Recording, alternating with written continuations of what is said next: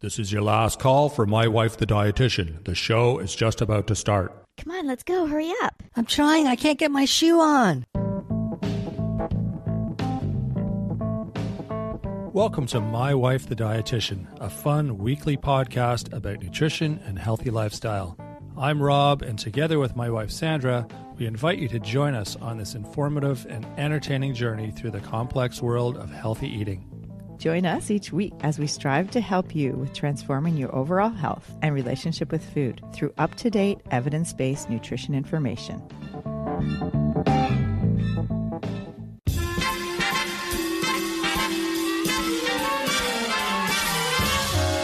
We've talked to other guests about shift work before, but in the aviation industry, it's like shift work on steroids with the time change, jet lag, and your circadian rhythms getting off track. Flying many times throughout the week and sometimes many flights in a day, this must impact your health. Eating habits, sleeping schedule, digestion, and overall energy.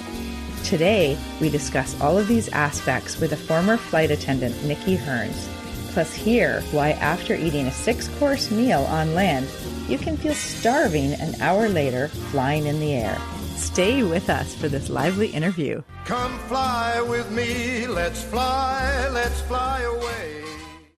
Enjoying the show? You can help others find it and enjoy it too by giving us a 5-star rating or review. If you feel like reaching out to us with a question or comment, you can send us an email at mywifetherd@gmail.com. And don't forget to visit our website at mywifethedietitian.com, as well as our social media pages. We're on Facebook, Instagram, and YouTube. Enjoy the show. Welcome to My Wife the Dietitian. Hello, Sandra. Hey, Rob. Hey, Sandra. Hey, today we're talking to a former WestJet flight attendant, Nikki Hearns. Peanuts and pretzels. And cookies. You know what I forgot to mention? Water, please. I forgot to mention our little secret that we learned when we talked a little bit about this trip to the Dominican that we took, and we were only eating peanuts and pretzels, but we learned that you can have both. When they say, would you like, well, I think it's pretzels or cookies. Would you like pretzels or cookies? And this one flight attendant, no one has ever done this, but this one flight attendant said to us, or you can have both. And I'm like, oh, well, I'll have both then. And ever since then, it's like this little secret. Like if you say both, then they'll always give you both with a smile, like you know the secret. Yeah. But they don't offer that very often. Interesting. Yeah, I meant to sort of chat about that. That would have been fun. That would be funny. Yeah. Yeah. And the water. Every time they come around, I get water because it's so dehydrating to be on a plane. Nikki loves that. Nikki loves when her passengers ask for, or what did she call them? Her guests. Her guests ask for more water.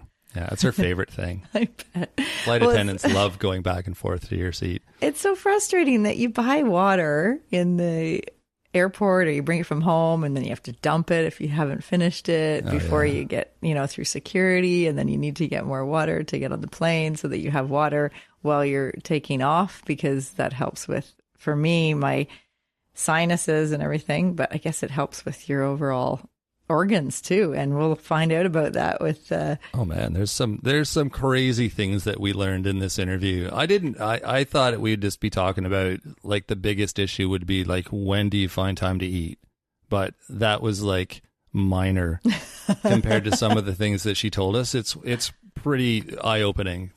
Yeah. And some of the habits, like stealing all the peanut butters at restaurants and things hilarious. Anywhere, because you kind of always need the packet of peanut butter because you just eat when you can because there's no time. There's no breaks. Yeah, there isn't really. And I think of that when I'm flying. I mean, those guys are like constantly like back and forth. And I think when you don't see them, they're helping someone else behind you, or they're getting things ready, or they're putting things away, or they're, I don't know, maybe they take a bathroom break for a few minutes and eat their lunch at the same time. And like, that's kind of how it sounds, right? And it's just go, go, go. What an undervalued profession, eh? There are some perks, of course, for being a flight attendant. It seems very glamorous, especially when, we watched Catch Me If You Can with Leonardo DiCaprio, and he worked for TWA. Or he, whatever. Anyways, that it's so interesting because you only see the glamour, like the glamorous side of things. But really, so many of my clients are flight attendants, or they work in the aviation industry. And to have that type of crazy schedule on your body is so hard to get into a routine. And that's why we wanted to talk about this with everybody, because it's like shift work on steroids. Totally. And it's a useful episode for people who work in that industry, for any shift worker. And it's also really good for people who travel to have a little bit more respect and appreciation for the people that do these jobs, because it isn't, as glamorous as we may think it is. Absolutely. Yeah, they're suffering a lot of times. So, yeah. Anyway, stick around, listen. It's a great episode. It's really fun. Nikki's a lot of fun to talk to. She's got some great stories, and yeah, stick around. We will entertain you.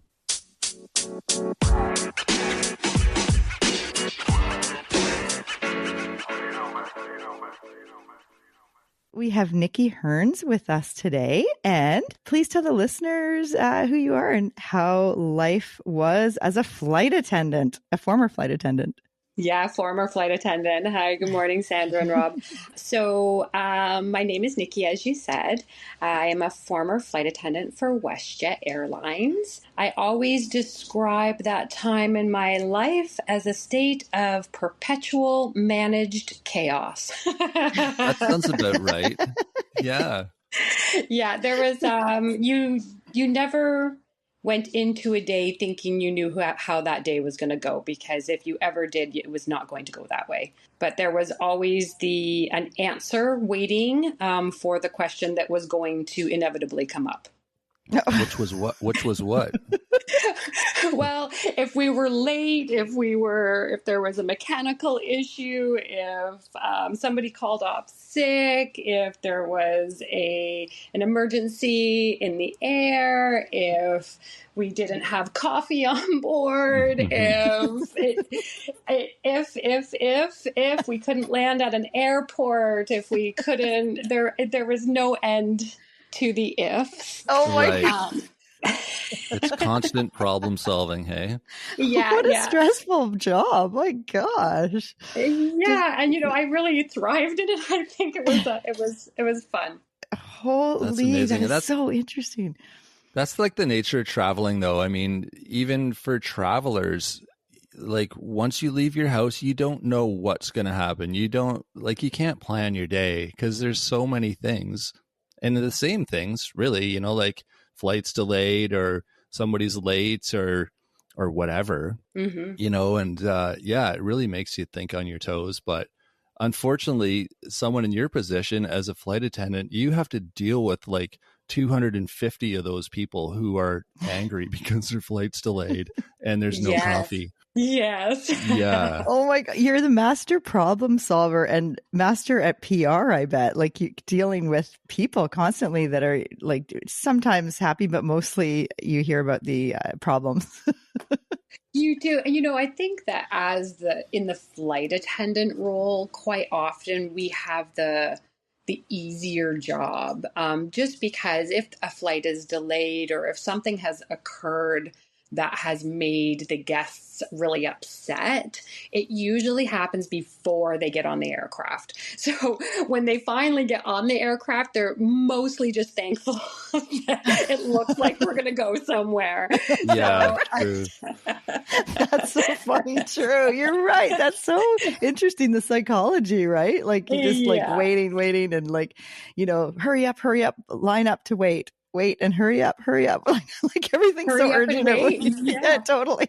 Yep, that is exactly what it is. Hurry up and wait. So for the most part, we didn't have to deal with too many irate people on board the aircraft. I mean, maybe somebody'd be mad if we didn't want to serve them that extra alcoholic beverage, or if we didn't have their first choice of meal in first class or something. But for the most part, most of the trouble happened in the airport for the poor airport workers.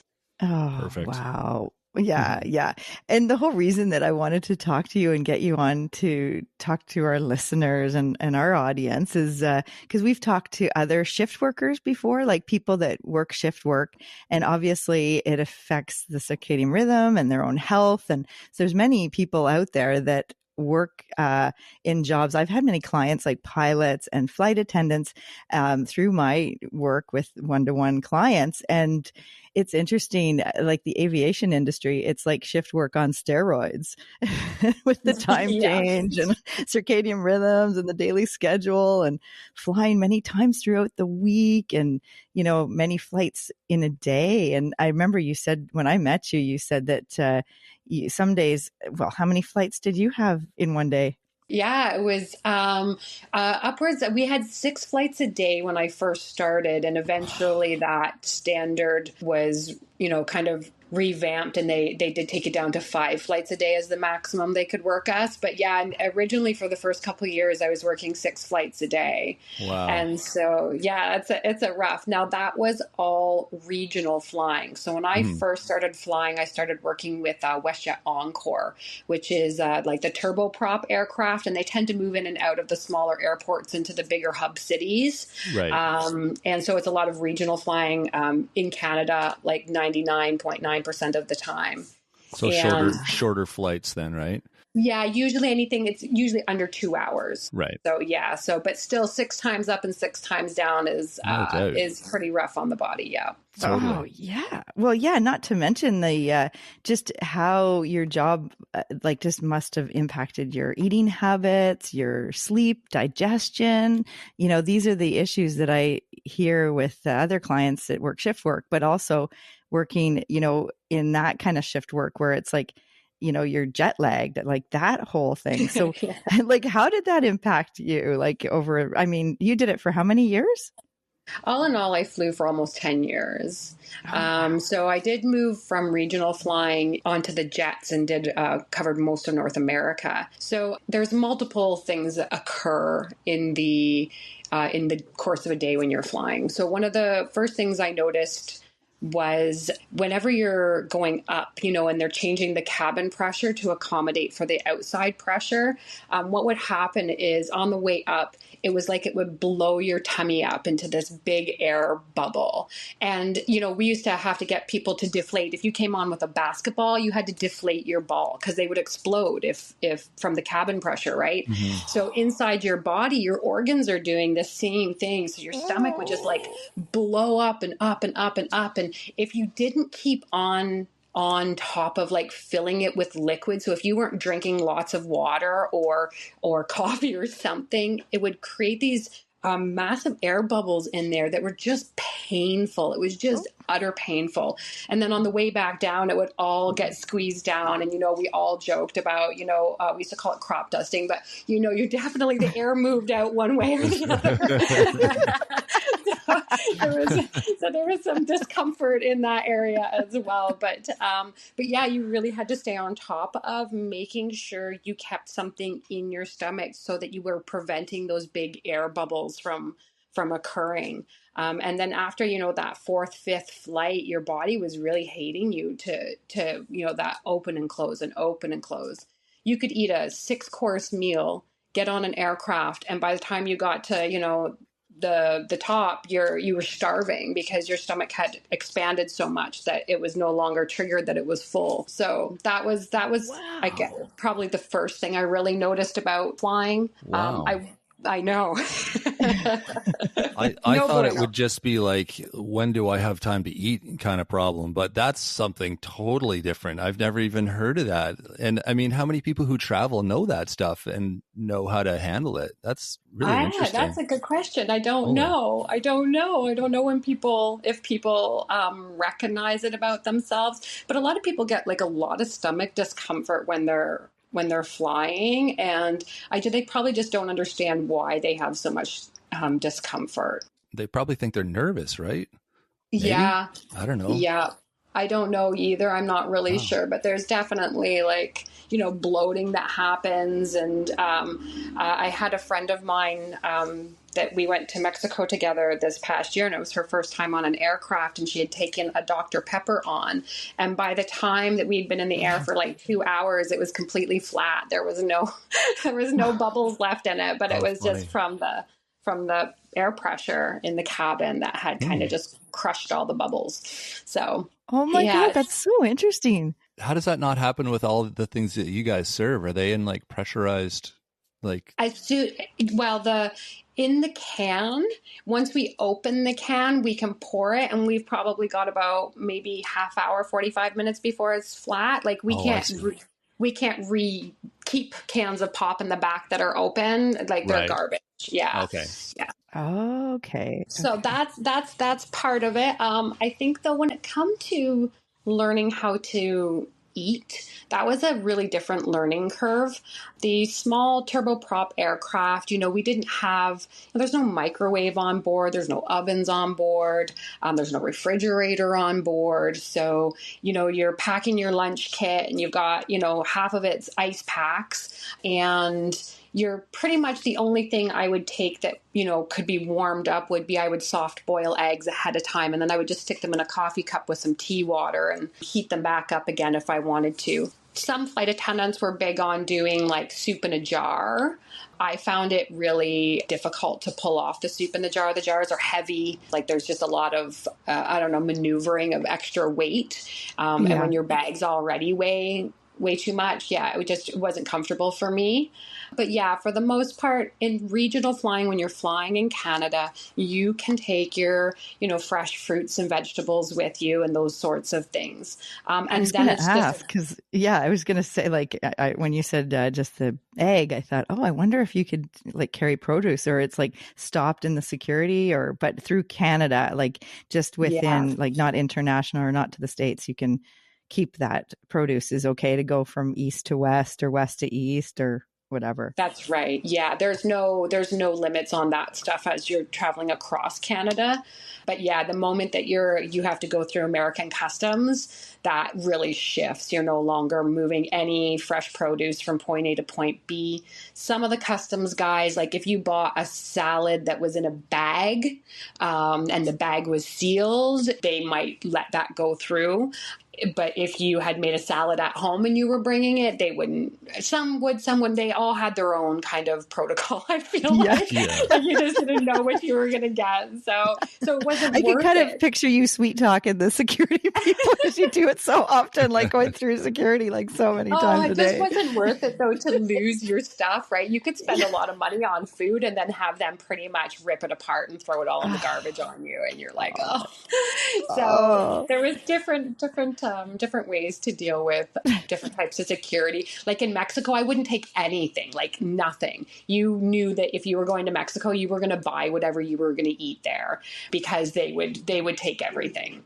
Oh, interesting. Like the Mexican authorities? When you go into Mexico, the customs in Mexico, they wouldn't allow really any food through. Like there were times, like if I wanted to have a sandwich, most times I wouldn't have any problem with the American customs, right? But in Mexico, they wouldn't allow that. The only thing you would maybe get into Mexico without problems would be like prepackaged junk food, like potato chips and cookies and, like that kind of stuff, right? But no healthy food. No healthy food, no. And honestly, I mean, in Mexico, as soon as I got there, I would go to the grocery store and buy myself a bucket of ceviche and just eat like a little pig. So there's right ways and wrong ways to do it. But, there are times when you're dealing with maybe not having any time to eat. And that was something that you had alluded to earlier, was that idea is like, when do you eat? And quite often that is exactly how it is. Everything you pack in your bag is something that you can shove in your mouth, in the 30-second time frame between the next call bell and landing or whatever. So you didn't sit down to eat. There was no enjoyment in food. It was just, what can I put in me to keep me moving forward? Yeah, totally. It sounds like frontline healthcare workers, like with just like no break and just on constantly, no time to, have any kind of mental break or eating break or drinking break, really, like for water. That's like right. You sip water, I guess, throughout the shift. We would get back to the galley after service, and most of us would just sit there and chug like a liter of water.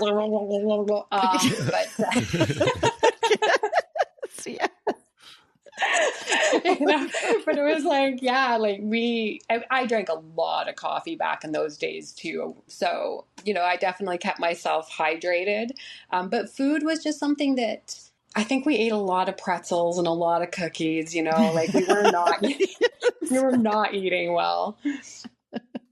It's like the on-hand snacks, right? Yeah. Whatever's quick and easy, whatever you can get in your face real fast, and away you go. Yeah. I remember years ago, Sandra and I did a flight, and we wanted to do like super budget, and it was like the milk run to the Dominican. So it was like 35 hours of traveling, and we're like, no, we're not buying food in the airport. It's too expensive, and I think we packed stuff, but like you said, I mean, as soon as you cross the border, it's gone. So we had to eat all our food before our first flight, essentially. Yeah. And then we were just eating like peanuts and pretzels for the whole time until we got to the Dominican, and we were starving. And then they just fed us a bunch of booze when we got there before dinner, and it just wasn't. It wasn't a fun night. But no. Oh my gosh.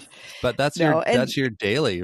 That's crazy. Like just trying to figure it out and trying not to eat peanuts and pretzels all the time. And that's tricky. And it's kind of hoping that, like you get your schedule, and I myself and probably most other flight crew that care about what they eat would look at their schedule and go, okay, so I even have a U.S. turn. So even if I'm just going to the U.S., but I'm not staying there and I'm coming right back, I know I can't take any fresh produce, right? Like that is already off the table. So if day one of 5 days of pairing, there's one U.S. turn, I know that I'm not buying my groceries until I land at the next city, and then I'll go grocery shopping and I'll pack my lunch according to the rest of the pairing.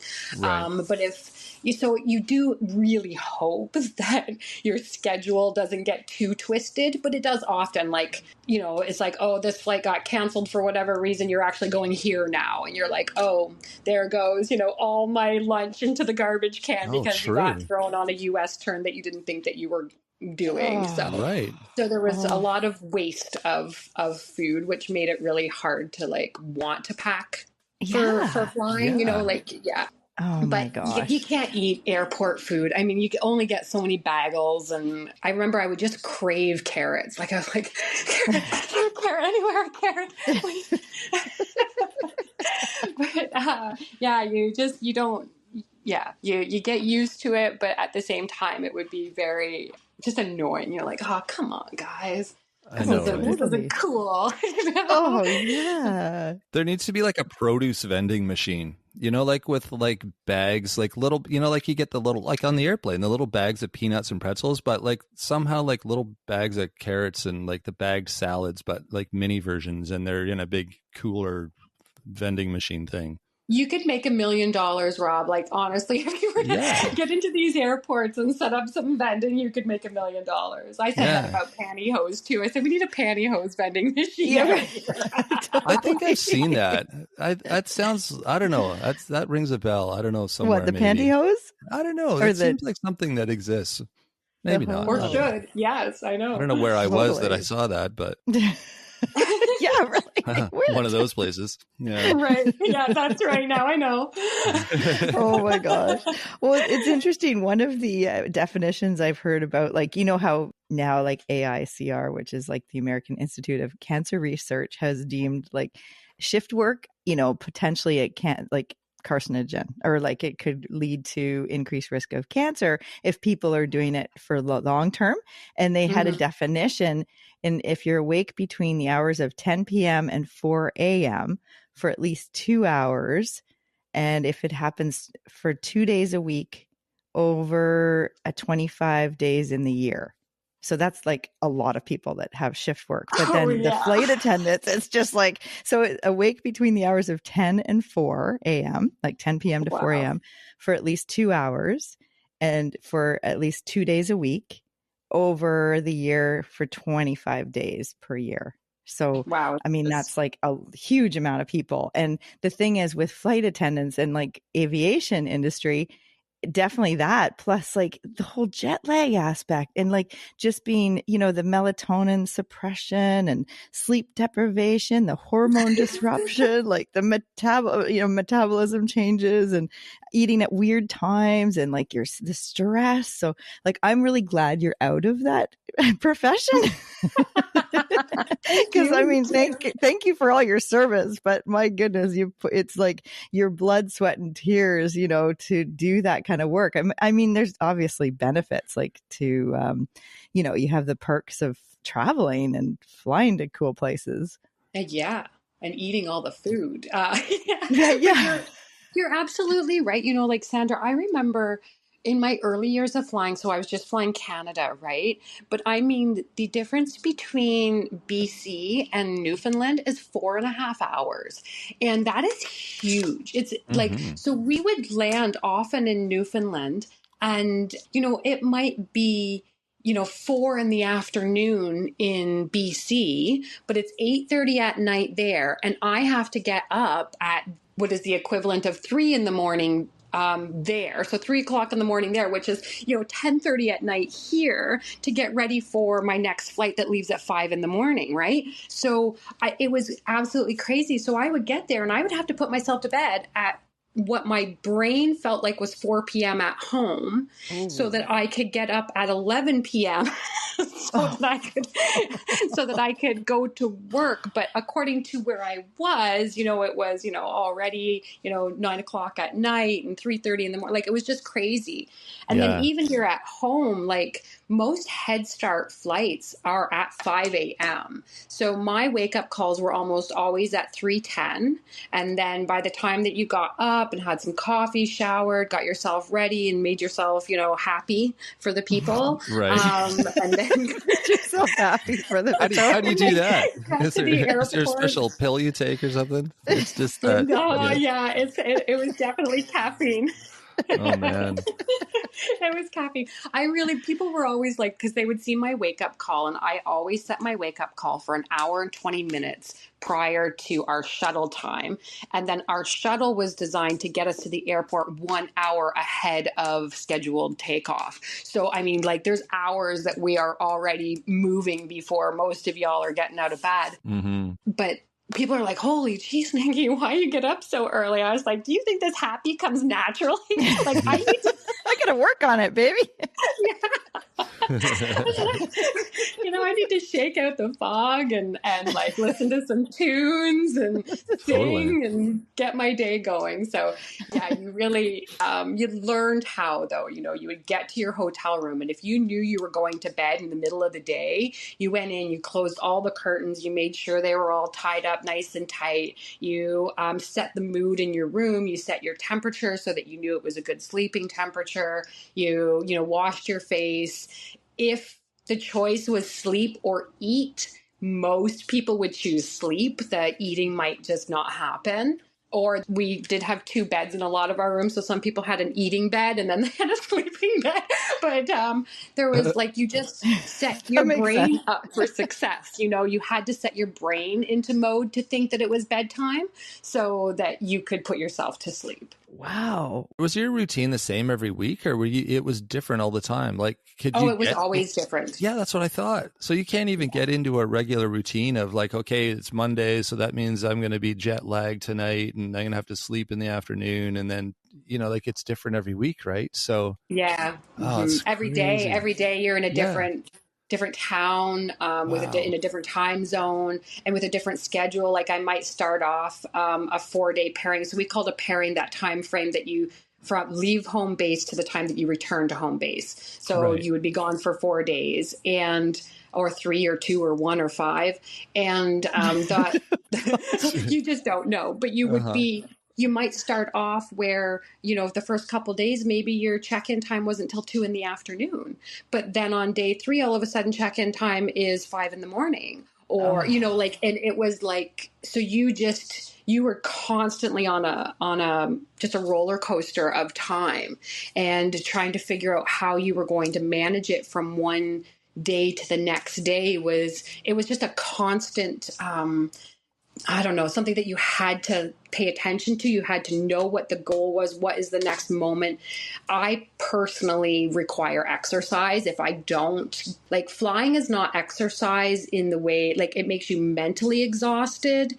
And if you're racing through the airport between aircraft, sometimes it can give you a little bit of physical exercise. But in reality, I mean, you're only walking that same, 10, 15 meters up and down the aisle. That is not exercise. So all the galley squats in the world might not be enough. So I have to hit the gym, and so, or I don't sleep. So I did require exercise. That was also part of my sleep routine, was making sure that I had done something that made me sweat that day. Oh, yeah. No, that makes sense. And when you said, like, going back a little bit, you said that when you got everything set for the hotel room and the temperature and the just the mood, like the low lights, and you kind of said, okay, I'd rather just sleep than eat. That makes sense, because I mean, a lot of times when our body's under stress and that fight and flight, and if you've been on, like, your body's just in motion all day, like, even if it's sitting in a seat, but you're flying, you're actually moving through space, that's got to be stressful on the body. And then, we talk about rest and digest. So when you, like, sit down and you're calm and now you can eat. But if you've just got to the hotel room, you set your clock for, like, however many hours, like, that you don't have much sleep because you got to wake up at 3 a.m.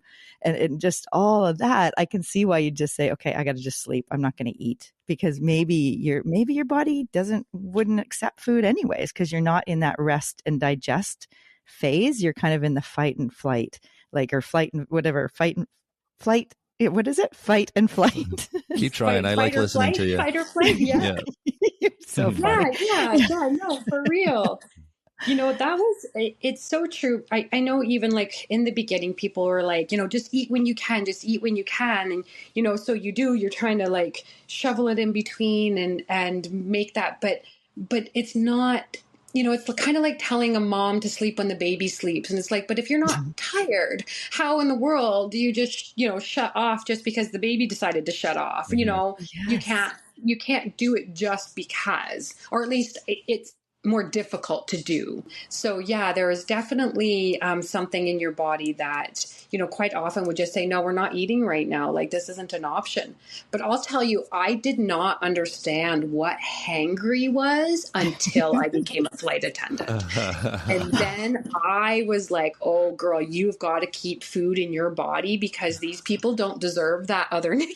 They did nothing to deserve her. So because I would just have no patience, and I would just be like, oh, you want another glass of water? I don't think so. Like, I think you can wait till we get like That's funny. But it was knowing that there's that fine balance between deciding to not eat because you're not hungry, but then the next chance that you did get to eat didn't actually happen. So now you've missed the only opportunity that you had in 5 hours to have a bite to eat. So yeah, it was a very interesting dance, that's for sure. You almost need, like, a feeding tube, like just a little bag that's just a drip of food, like, constant, right? To keep you, right? That's so, so. Wow. I couldn't do that. I know. Honestly, it sounds like frontline healthcare workers, because there's just no breaks, and it's but kind of they like have a schedule, Sandra, right? Like the thing with but Nikki's not really job, like if in emerge and stuff, or like, no, but I mean, like, surgeons. They work kind of well, maybe, I don't know, maybe they don't. I guess it would depend if they're on call, if it's, if they have a nice, like, 3 days, and then followed by 3 nights or something, that's a little bit more framework. But the day itself in action is probably quite similar, where it's totally. Like, there's no time to, like, put anything in your mouth, and, like, and then when, like you said, the hangry, because you haven't eaten for so long, or you missed your opportunity, and then it's just that feeling of, like, oh my God. Yeah, I think it aggravates everything, and your hormones get all, like, messed up, and, like, the metabolism, and, like, there's, it just affects your overall health in such a negative way, doing that over and over and over again. But I mean, you must have had some strategies to prevent that hangry feeling after that happened to you, or, like, it happened over and over again. Like, what did you do to, like, just like you were saying, you kind of use those opportunities anytime you could just to shove granola bar or something in, right? Yeah. So, and I mean, that's it too, is I mean, you do tend to start carrying convenience foods. I actually started getting, I don't even know if it's a word for it, but I would get like afraid of getting hungry. Like I would have this fear of not having something to eat.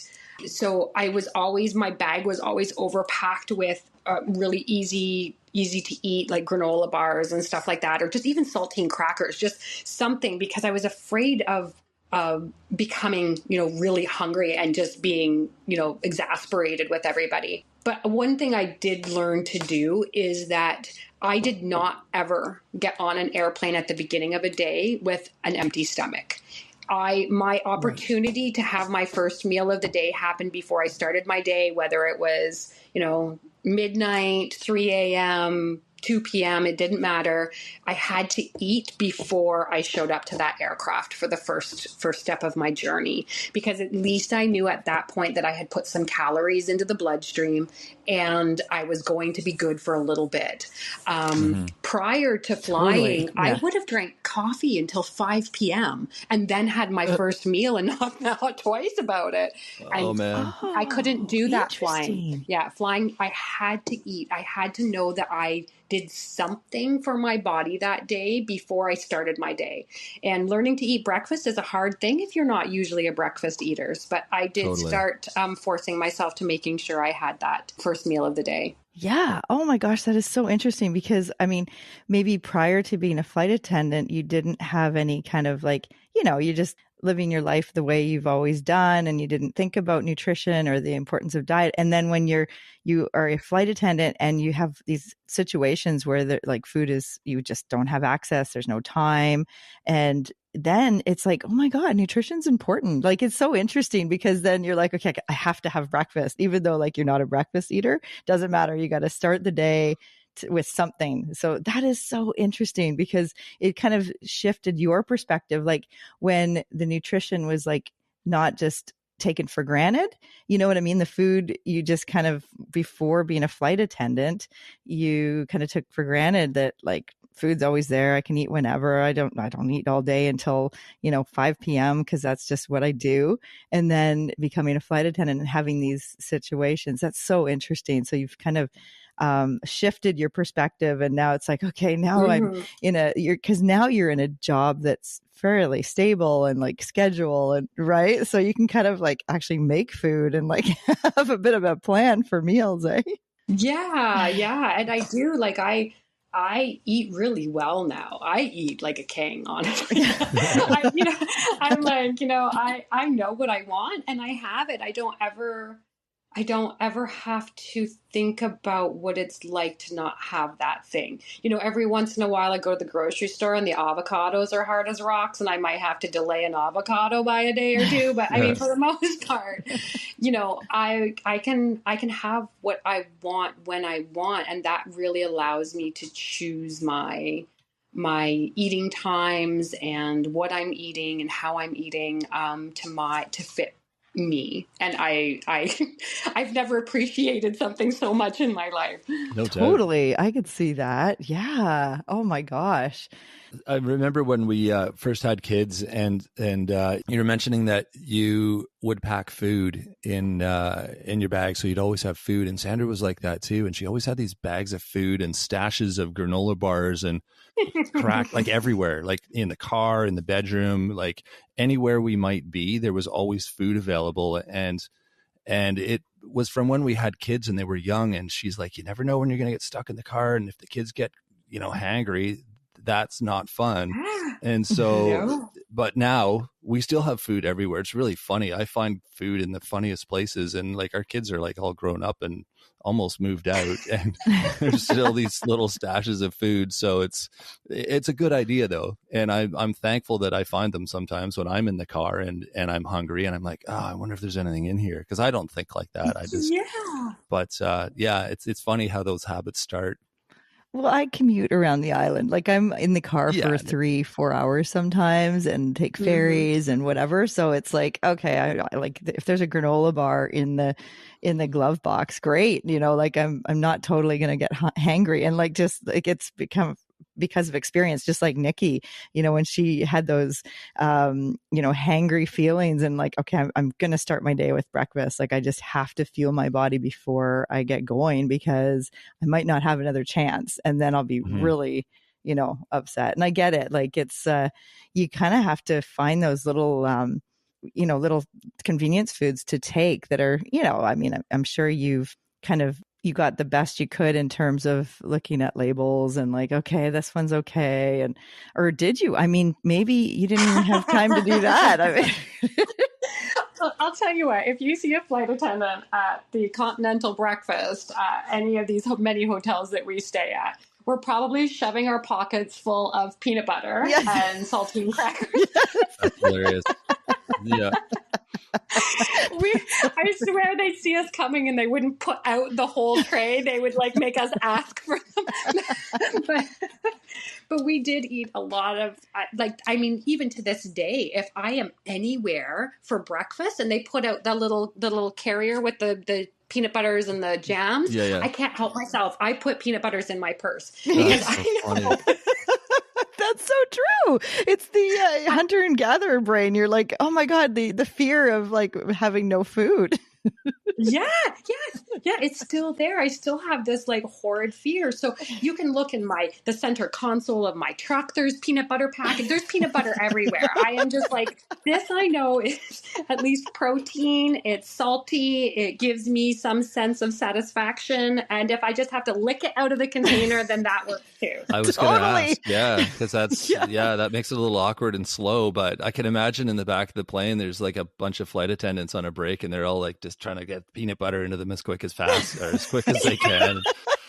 That's so funny. Oh my God, with pretzels, you know. That's right. God forbid anyone has a peanut allergy in the flight attendant world. Oh my gosh. Oh, I couldn't imagine. Like even sometimes when we had a peanut allergy on board, it was like, oh gosh, you know, I'm washing my hands like over and over and over again because I'm like, I know I had peanuts today. I know. Oh my God, funny. That's hilarious. Holy, oh my gosh. Wow. Rob, do you have any other questions for Nikki? It's just like, this has been so entertaining and interesting because, you know, I think a lot of people, like most of us have flown somewhere and taken a plane. And I think people are so concerned about their own comfort and their own, like, you know, stress. Traveling is stressful for everybody, but the poor flight attendants, like I always make a chance, like every time I'm on a flight, I get up to go to the washroom and I go and chat with the flight attendants. Like they probably hate that now that I'm thinking about it because they probably just want to eat their peanut butter. Damn it, maybe I'll stop doing that. This damn chatty woman came up and talked to me and I didn't have a chance to eat. That's right. I just feel like they must have such interesting lives, like flying everywhere and like, but also the fact that like I've had clients and I know that there's issues like with digestion and IBS and problems. And it's likely the lifestyle, just like being in that chronic, like changing schedule and like the sleep interruptions and the eating issues and no exercise, like all the things you just mentioned. Like I just feel for them because I feel like if anywhere in the world for AI to take over, that would be a good place to flight attendant. Right? Yeah. Instead of the oxygen bags dropping from the ceiling, it's your bag of peanuts and your totally a bottle of water. Have a good day. That's right. That's right. They should just give them to you when you get on the plane. I thought about that. You know, you get here's your boarding pass and your bag of peanuts and your bottle of water. Have a good flight. Please don't put Do you know how many people would lose them? I'm sure people would just be like, "Oh, I don't know where my peanuts went. Can I get more?" Yep, that's exactly how it goes. Exactly how it goes. Man. Oh my gosh, it's so funny. Wow, holy. So, I guess. Did we mention this? I wonder if we've already asked what your advice would be for others who find themselves in a similar situation. Do you know what? I think honestly, You have to, your body has to learn it. And there's kind of not a whole lot of shortcutting. It's nice if you have a little bit of advice, like learning how to put yourself to bed and those sorts of things. But I feel like it took me probably about a year to learn how to put myself to sleep on demand, and, learning what my body needs in order to maintain a good, healthy glow out on the aircraft and not look like been run over by a truck or something. So it took time, and it took figuring out myself. So if you don't know your own body very well, then you'll learn. You'll have the hard way of learning, but you will eventually figure out what it is that keeps you happy. And by keeping you happy, you keep your guests happy. So it's a learning curve. You can learn from other people some ways to get there, but ultimately it's going to come down to discovering what your body needs, what's important, what makes it happy. Is it exercise? Is it, staying relatively full? Is it, I don't know, meditation? Is it, I don't know, whatever that is. And then figuring out how to accommodate yourself on the road. Totally. Oh, yeah. It sounds like you just need to pay attention to what your body is doing. And a lot of people don't. They just keep plugging away and like feeding their face when they can, and they're not paying attention to what their body's doing. So those tips you just mentioned, it sounds like, just being aware and paying attention and adjusting. Yeah, absolutely. Yeah, recently I've heard of some people that like travel, and their big advice to the masses is intermittent fasting. So they're like, yeah, you got to fast. Just don't eat anything on the plane, and just like, keep to your schedule of like this hour to this hour, and like whatever that is in their world. And I just thought, that's not good advice for like everyone. Everybody's different. And like you, I mean, if you fasted, you'd be like a bear. Like you would not be good happy to the customers. Can I get the other flight attendant, please? Yeah, that's right. Yeah, exactly. Please don't send that girl. Anybody else, please help me. Yeah. Yeah, no, it's true. I think that I get, like, for some people when they get on the plane, they're like, okay, we had our breakfast and this is a 4-hour flight and we wouldn't normally eat in that 4 hours. So we don't need to eat in this 4 hours. Yet, maybe we're walking through with the cart and, they're like, oh, bags of candy or chips are for sale, or maybe there's, some cardboard pizzas, I like to call them, but, like those sorts of things. And, everybody's like, oh, I need that. And I don't know. I don't think that there's a problem with it. If your body's saying feed me, go for it. Right. Yes. Yeah. And maybe it's like you have a different scenario because it's a chronic situation with like, flying, Mm-hmm. whereas people that are guests or just, traveling, they are probably it's a short time period in their life when they're going to be, just their flight or whatever. Right. And then they'll get to their destination and have their life and they can get back on a schedule. But yeah, I mean, for you and like to have rigorous, like kind of dieting mentality or intermittent fasting, I just don't know if that is like super helpful for someone who's living in this changing schedule and constantly transitioning their mindset around like, okay, where am I going to get my exercise today? And what am I going to eat today? And what am I going to, like, when can I drink some water? Like it's just, there's so much. And then there's like, okay, now I've got to like, just like digestion and like, I don't want to get constipated. Like that's the whole thing too, Mm-hmm. is like, for some people, traveling actually affects, their bowel habits, and then it gets really backed up, and like it gets just or all the messed opposite, up. which probably isn't a good thing on a plane either, right? Right. Neither of those issues is a good thing. Yeah, totally. Right. Oh my God. Whether it's the guy Nervous holding up the stomach. only bathroom for the entire Right. flight, or the poor guy that can't go to the bathroom because of turbulence, right? Like there's like, Mm-hmm. it could Oh my God. definitely, there's a problem both ways on that for sure. Yeah, Oh, for sure. absolutely. Yeah, yeah, for sure. Oh my goodness. Well, this has been so interesting. And, now that you have kind of more stable, should I say, schedule and life and, regular work, like where it's like, Monday to Friday kind of thing, and you can kind of plan your meals and your week. And if you go to potlucks, like you obviously have a social life, we ask all our guests about this. What dish would you bring to a potluck and share with others if when you go out to a party? Oh, I love it. I enjoy cooking a lot. So for me, I do have like a pretty standard group of friends here. We do a lot of potlucks, so I try to change my menu item every time I go, so they don't get bored with me. Awesome. But I make this wonderful, just amazing mango salsa.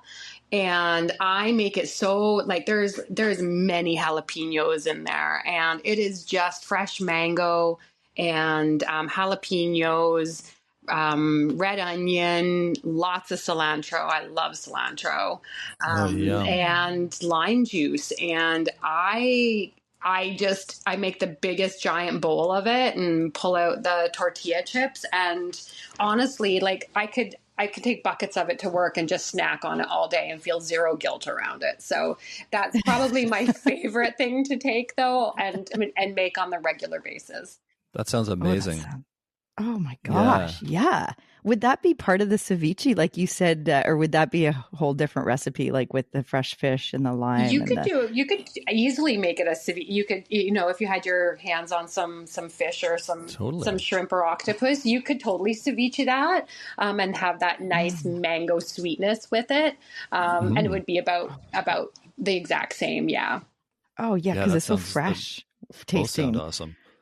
Yeah, exactly. Fresh and the sweet, right? Yeah, it's so good. Like to me, there's just like, a lot of people like salsa, but for me, salsa, because they cook it, I find it a little bit less refreshing than just like a pico de gallo, right? Like, which is so just crisp and fresh. So yeah, there's something about the mango that is just so good because it's not cooked, this particular salsa that I'm speaking of, which is probably more like a pico than it is like a salsa, but just delicious and fresh and crisp. And you could probably put mint in it if you wanted to, but I'm a cilantro girl. Oh yeah. Oh yeah, for sure. Yeah, I'm thinking like sometimes like a drink like mojito has mint, right? Yes. But the mango salsa, that sounds delicious. Wow. Rob, we're gonna make that, eh? I know. My wheels are turning already. I'm sitting here thinking about it. It's like that sounds. You got to put all the seeds in to use the whole jalapeno. I mean, if you like spice. Oh, I love spice. Use the whole jalapeno. Oh yeah. And multiple of them. Oh yeah, absolutely. Oh yeah. Yeah. Right on. So good. Oh my gosh, that's wonderful. Wow. Thank you so much for sharing all those stories with us, Nikki, and just like your tips. And just, it's so interesting getting people on that have like these diverse backgrounds and interesting careers and lifestyle. Like this has just been so fun. Thank you.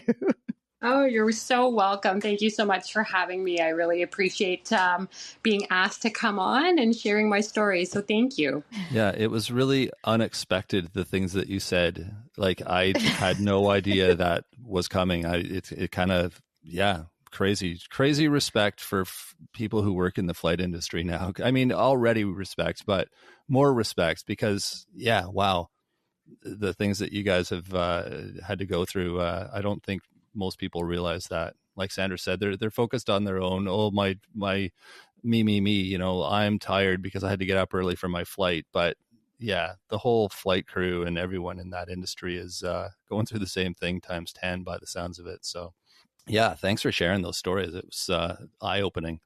Oh yeah, no problem at all. Well, thank you so much for that recognition and appreciation for the job that that flight crew are doing these days, and it'll help you think about it when you're out there the next time you're flying and be like, oh. Exactly. Totally. Some You need some empathy. peanut butter. Some empathy for the people that are working at the front lines, like literally working the front lines, right? Oh my Yeah, God. and they probably would never even tell you. That's the funny part. They'll be like, oh no, it's great. It's the best day ever. Yeah. I'm living a dream. Right. That's right. Oh, that's too funny. Oh my gosh. And it's nice that like I know Nikki Rob from prenatal group, and it was great because it's just hearing some stories with the parents and getting that perspective. Like I thought, oh my gosh, this would be perfect for the podcast, and just hearing more about how her lifestyle impacted how she was eating and you know, all of that. So I really appreciate it, and hope to see you soon back in the prenatal realm when we're helping with parents and soon to be parents. So yeah, anyways, thank you so much, Nikki, for coming on, and we'll talk to you again. Sounds good, Sandra. Thank you. Have a great day. Yeah, You thanks again, too. Nikki. Stay cool. Take care. Bye, Rob. Thank you. Cheers. Wow, what an interview. Man, she's a ton of fun, hey? Yeah. Oh my gosh, I'd love to be on her flight. Right? Yes. I know, right? I was thinking that the whole time, like, where have you been? Like, We've had some pretty good flight attendants. We though. have, yeah. I mean, yeah. But I mean, if someone's dealing with like health issues because of the lifestyle of being in the aviation industry, well, I can kind of empathize with that. Yeah, I mean, I get why, like, I get now why sometimes flight attendants aren't as friendly as you think they should be. Yeah. Yeah. Well, I loved how she said that in the morning, she, after having like 3 hours of sleep, and she'll set her alarm and wake up at 3:30 and then, you know, basically have a shower and coffee and just start dancing around and get her happy face on for the day ahead. You know what's kind of funny? The people in the next room will get on the plane later that day and they'll be like, oh, someone next door was up at 3 a.m. and I'm all grumpy now. They're funny. Right? And she'll have to make them happy. Oh, yeah. Yeah. You know what's really funny?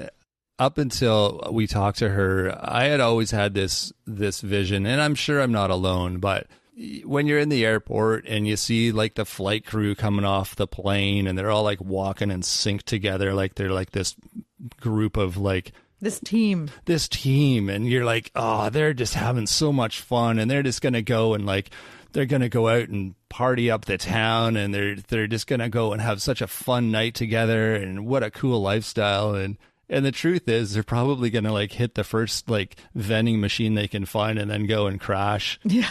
And like, you know, just take a bunch of sleeping pills and get ready for the next day. And well, like she said, they have a choice a lot of times at the end of the night, like when they're getting into their hotel room and hitting the lights, it's basically either sleep or eat. And a lot of people just decide to sleep because it's just, yeah. But then, I mean, when do you ever fuel yourself? You need the nutrition to keep your body running and your body happy and like, you know, and your everything. Yeah. What a crazy industry though. I'm so glad we talked to her, because who would know otherwise, you know? Oh, absolutely. I think a lot of people have just with movies and images of, like I mentioned before, the Catch Me If You Can, that movie where, oh yeah, you know, and that's exactly like they get off the plane and they're going to go and, you know, party somewhere and, you know, have a fancy meal and drinks and all that. And that's probably not happening for these regular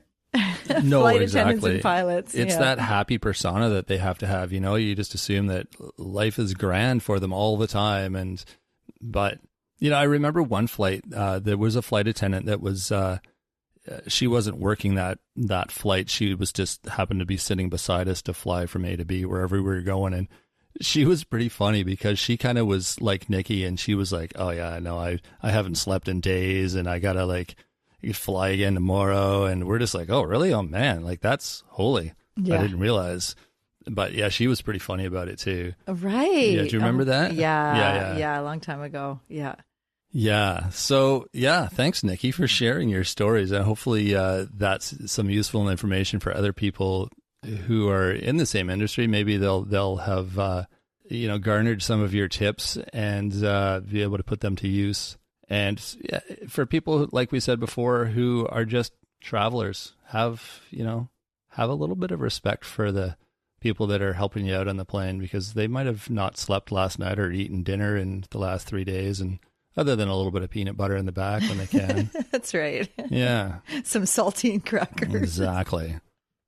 Yeah, no, that was great. And it just goes to show, like there's so many different industries, and the world relies on shift workers in a lot of these areas, and it's hard on the body and it's hard on the system. And so we got to take care of ourselves. And maybe if we've been in that arena of work, maybe it's time to transition and find something different that's not going to actually increase your risk of cancer or, increase your risk of chronic diseases, because it's, there's so much more to life than just your job. Mm-hmm. Yeah, WestJet, thanks you for that last comment.